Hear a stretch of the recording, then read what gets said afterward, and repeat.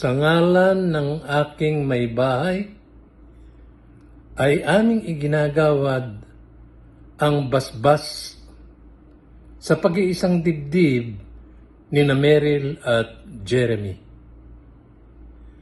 Nawa ay patnubayan kayo ng puong may kapal sa buhay na inyong tatahakin. Kaakibat nito ay ang lubos na pagmamahalan, pagtutulungan, at respeto sa isa't isa.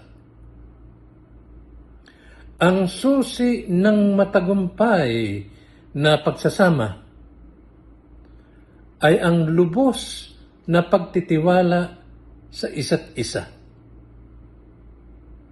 At ang pag-iwas sa mga pangyayari na magdudulot ng kalituhan at pag-aalinlangan.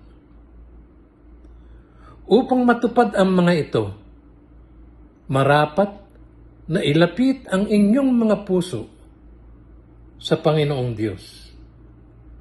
At sana, laging tandaan, isipin ang mabuti at ang masama ay iwaksi.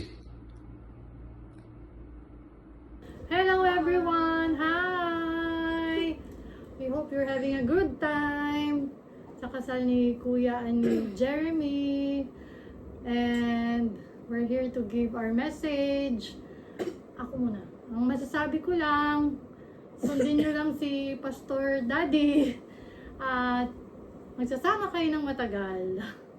Based on experience ang kanyang message. Super serious. So, sundin nyo lang yun. Kidding aside, Jeremy, wow, believe ako sa'yo. Joke. No. Jeremy, you're so lucky kasi nakita ko naman nagbago na si Kuya. Talagang he really loves you and pinagsisilbihan ka niya, pinagluluto, and talagang ibang-iba na siya. So, you're so lucky and blessed. Kuya, Kuya, sana naman, forever na to, okay? This is it. Napakaswerte mo kay Jeremy. Maganda si Jeremy and young pa, and considering that talagang nag-stick siya sa'yo. So, it's really a genuine love. So, happy for you that kinasal na kayo. But at the same time, a bit sad kasi hindi kami nakapunta.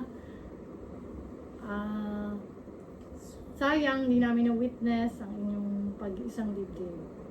But, yung mga bata are here to greet you and give you a short message. Congratulations on getting married. God bless po and enjoy the celebration.